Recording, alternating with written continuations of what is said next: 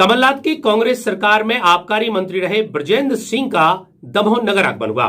दमोह आगमन के दौरान वे जिला कांग्रेस कमेटी के पूर्व अध्यक्ष कांग्रेस के वरिष्ठ नेता रतन चंद के घर पहुंचे। वहां पर उन्होंने कांग्रेस के पदाधिकारियों कार्यकर्ताओं से मुलाकात की, सौजन्य भेंट की और आगामी उपचुनाव साथ ही किसानों के आंदोलन पर अपनी बात रखी और वर्तमान सरकार की नीतियों पर भी अपनी खुलकर बात कही।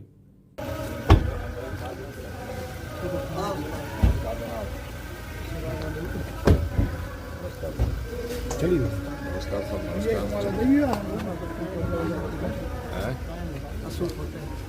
वाह, उसको पटेल को अच्छे जान रहे हैं। के अध्यक्ष अच्छा, मंडलम अध्यक्ष नमस्कार जनाब। ये भी ऑप्शन इतना जरूरी है। अरे तुम छोड़ो अच्छा है,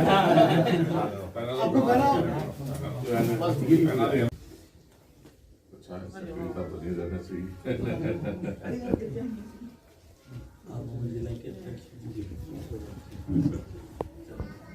दीवान चंद्रवान सिंह चोपड़ा, प्रदीप पटेल।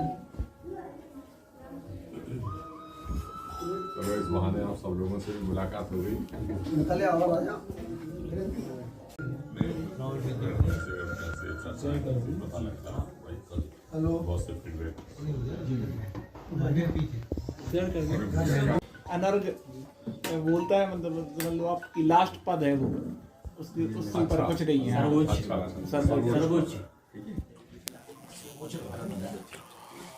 देखिए, बुंदेलखंड में हम लोग रहते हैं तो स्वाभाविक रूप से अपने मित्रों से, अपने भाइयों से, अपने पार्टी के लोगों से मिलना जुलना एक स्वाभाविक प्रक्रिया है। आज संयोगवश एक वो क्रिकेट का टूर्नामेंट भी था, उसमें भी आना था और जब यहाँ तक आए थे तो जिला मुख्यालय पे आना लाजमी था। और यहाँ हम सब लोग बैठे हैं, देश दुनिया की भी बातें कर रहे हैं। हिंदुस्तान के किसानों के ऊपर जिस तरीके से जुल्म ढाया जा रहा है, लगातार 2.5 महीने से निरंतर वो सड़कों पर बैठे हैं और 15 किलोमीटर के दूर सरकार हमारी बैठी हुई है। प्रधानमंत्री जी की व्यस्तताएं हम मान सकते हैं, मंत्री लोगों की व्यस्तताएं हम मान सकते हैं, चलिए सांसद लोग भी बहुत व्यस्त होंगे, लेकिन एक भी कोई भारतीय जनता पार्टी का पदाधिकारी, ना ही कोई विधायक, अन्नदाता जो देश के लिए अन्न पैदा करके और हम आप सबका भरण पोषण करता है, उसके पास 2 मिनट का समय नहीं खर्च करने के लिए गया। यही बात समझ में आती है कि जो अहंकारी सरकार है, इसे ना अन्नदाता की चिंता है, ना मजदूर की चिंता है, ना गरीब की चिंता है। और अगर ये कहते हैं कि ये गरीबों की पार्टी है तो कहीं से भी ये बात गले नहीं उतरती। और कांग्रेस पार्टी का धर्म बनता है कि अगर किसी के साथ भी अन्याय हो तो हम लोगों को विरासत में ये बात मिली है देश की आज़ादी के समय से कि हम लोग उस संघर्ष में शामिल हों और उनको न्याय दिलाने का काम करें। तो कांग्रेस किसानों को भी न्याय दिलाए, इस संदर्भ में भी हम सब लोगों की बातें हुई हैं। और स्वाभाविक रूप से जब राजनीति करते हैं तो राजनीति की भी बातें हुई हैं।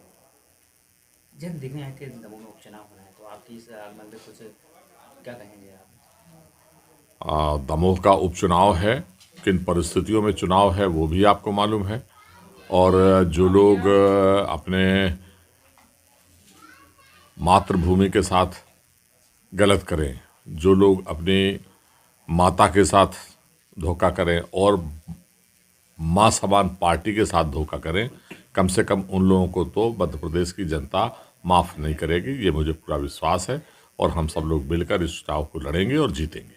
जब आप आबकारी मंत्री थे, तब नीति और आपकी नीति में जो मध्य प्रदेश की नई सरकार ने बनाई, उसमें क्या कहेंगे?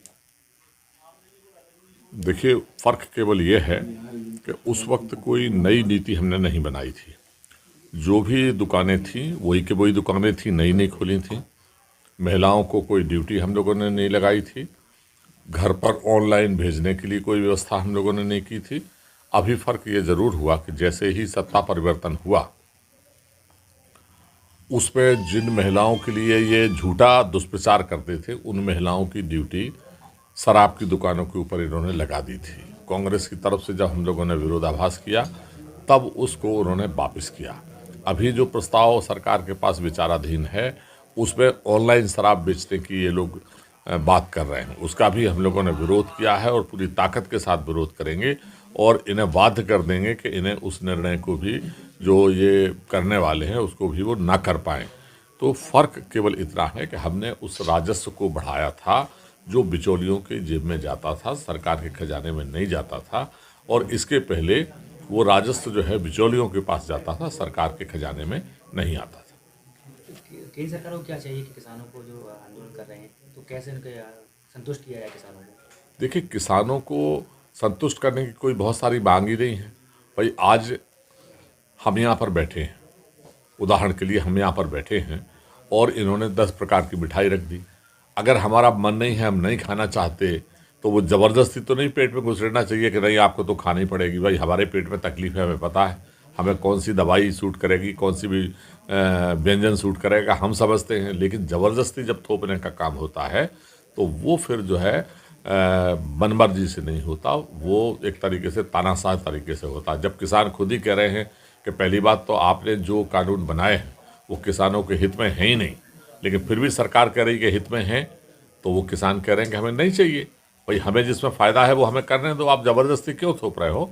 तो सरकार की जो हठधर्मिता है, एक ना एक दिन उसकी हठधर्मिता को उसे पीछे होना पड़ेगा, क्योंकि ये अन्नदाता अगर किसी को बना सकता है तो बने हुए को बिगाड़ने की भी ताकत रखता है, और अब वो परिस्थिति आ चली है।